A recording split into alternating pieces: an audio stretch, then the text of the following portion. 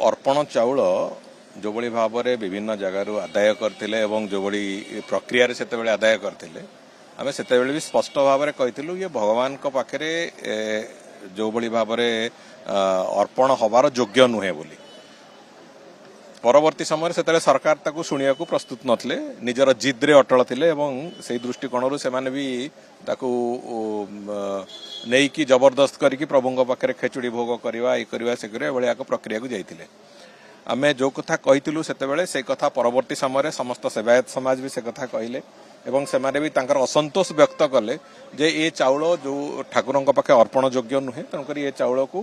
कौन प्रकार मंदिर भितर व्यवहार करा जाई परिबो नाही या परे ए बाबद रे मैनेजमेंट कमिटी बसिबो मैनेजिंग कमिटी बसिला परे से माने जेमिति निष्पत्ति नेबे एवं सरकार को जहाँ से माने से बाबद रे परामर्श देबे तांको परामर्श अनुसार से आगामी दिन रे कना से चाउल एफसीआई गोदाम रे हजार हजार क्विंटाल चाउल एबे भी पड़ी रही एवं ता बाबद रे गोटे स्पष्ट निष्पत्ति भी हवा दरकार अछि से दृष्टिकोण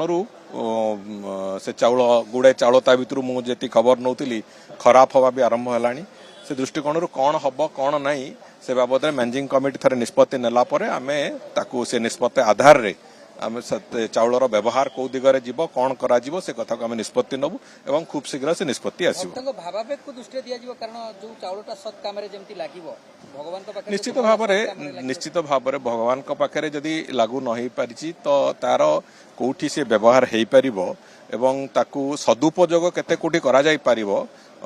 मंदिर रे योग्य अर्पण योग्य सी नुहे किंतु तार जो चाउल भल अच्छी जो चाउल खराब होती से अलग कथा जो चाउल भल अच्छी तार सदुपयोग केमती करा जाई परिबो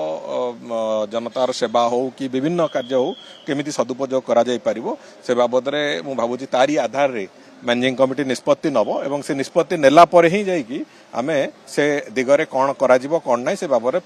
ठिकणा निष्पत्ति नब हाँ खूब शीघ्र से कार्य आरंभ होगा जाउछि।